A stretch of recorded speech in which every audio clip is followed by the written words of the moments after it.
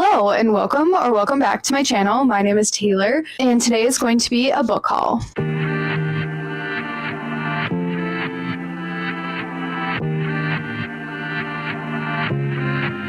So this is going to be my last book haul for a bit. I am taking a trip for my birthday in November and I know that I want to buy books then. So I'm going to be really strict with myself over the next 40 days. So like from the end of September through October of not buying any books, and I really think I can do it. But so I got these books when I was out traveling for work. I got books from a place called Once Read in Mankato, Minnesota. It is a used bookstore, and a place called Clevo Books, a bookstore from Cleveland, Ohio, that specializes in translated works.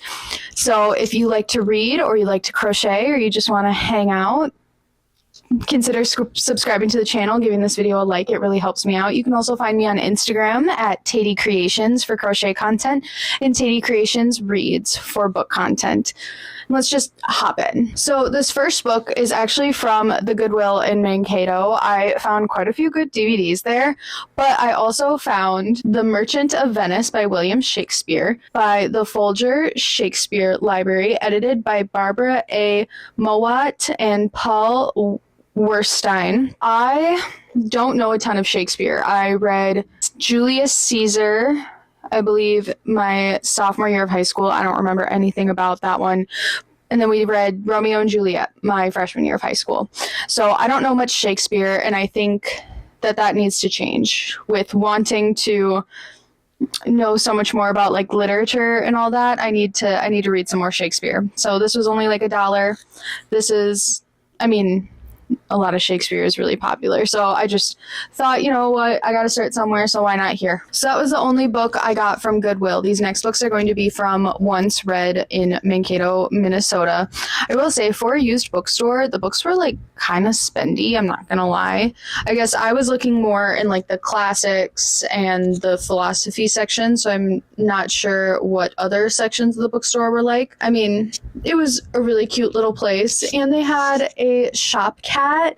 Like, I was looking up at the shelves, and all of a sudden in my periphery I saw movement at my feet, and I was so scared. I what was that? And then it's just this little gray cat looking up at me, and I'm like, hello.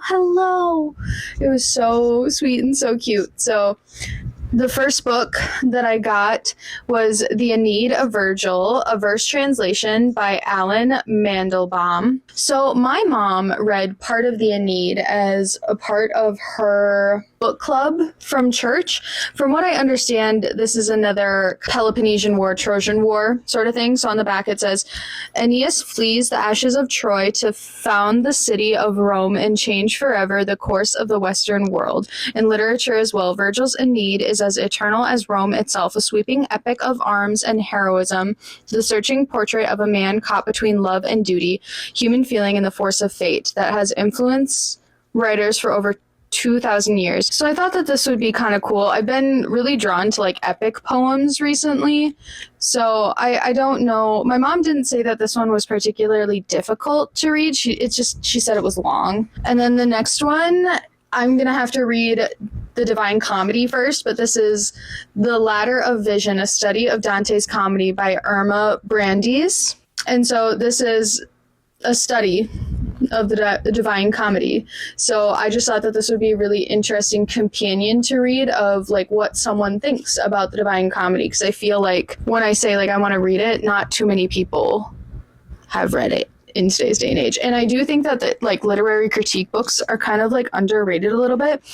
In, what was that, like February, either that or last December, sometime last winter, I read this book called The Darcy Myth, and it was an entire book, literary critique of Pride and Prejudice by Jane Austen and the larger societal implications of that book. This next one is The Penguin Book of Restorative Verse.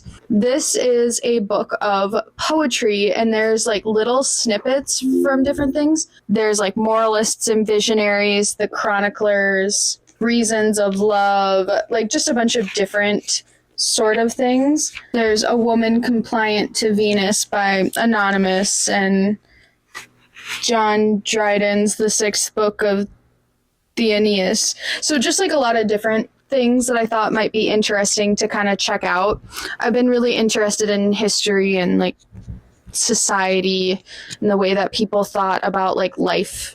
And then the last two books are philosophy textbooks. Actually, I really don't know a whole lot about philosophy, but I think it's something that sometimes everybody thinks they know a lot about, myself included. That's like I think everybody is a little bit of a philosopher in their own right. Everyone has their own sorts of things, but I would love to know more just in general. So I got this teeny tiny little guy. This one was published in 1989. And then this Study of Philosophy, 5th edition by S. Morris Engel.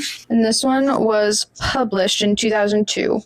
So this one might be a better introductory one. And I've been really interested in the like self-guided study area of like Instagram and YouTube recently.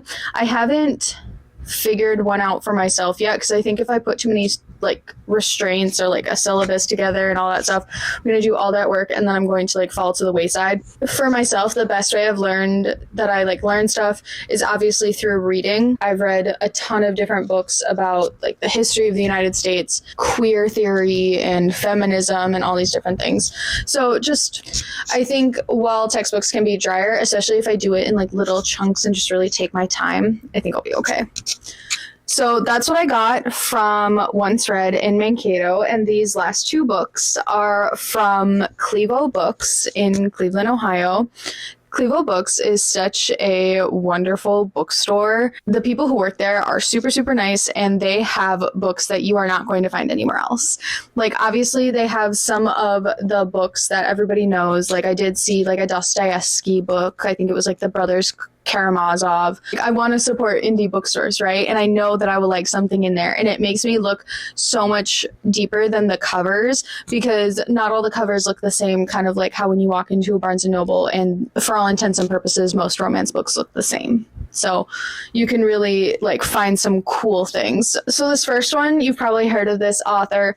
This is Kafka's The Complete Stories.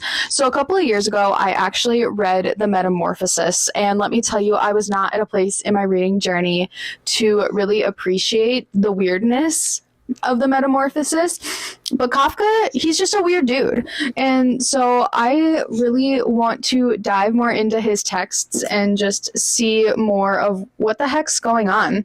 So one thing that's really cool is this has parables that he wrote. So he wrote like 2 little parables and then the longer stories, which does include The Metamorphosis. And one thing that's cool about this bind up too is it also has things that were not published in Kafka's lifetime. There are little stars next to the ones that were published during Kafka's lifetime, but a lot of these weren't. So we got longer stories, we got shorter stories. So I just thought that this would be a really cool way of looking at Kafka. And then this last book, I have never even heard of this book before, but I'm so excited to read it. It's definitely one I'm going to pick up sooner rather than later. And this is also my first Oxford World's Classics. I'm so excited about that. So this is Emile Zola's The Lady's Paradise, a new translation by Brian Nelson. So this is actually about the rise of the department store in France and about hyper-consumerism and how it particularly affects women. So on the back, it says, The Lady's Paradise recounts the spectacular development of the modern department store in late 19th century Paris. The store is a symbol of capitalism, of the modern city, and of the bourgeois family. It is emblematic of consumer culture and the changes in sexual attitudes and class relations taking place at the time.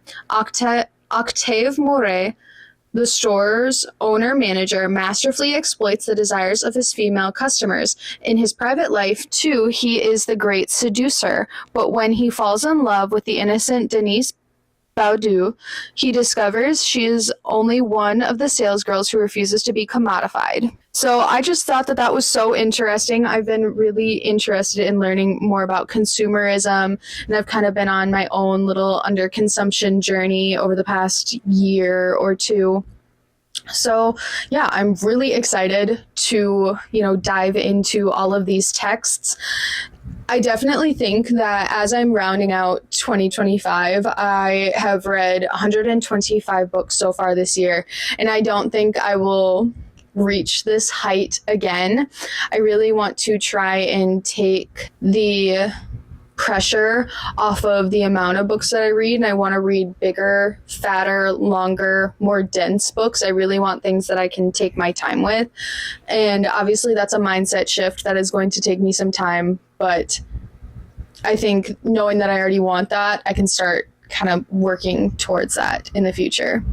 But yeah, that is all the books I have for you guys today. Don't forget to let me know what you've been reading in the comments down below. I would love to know. And subscribe to the channel for more content like this. Don't forget to give this video a like. And I will see you guys next time. Bye.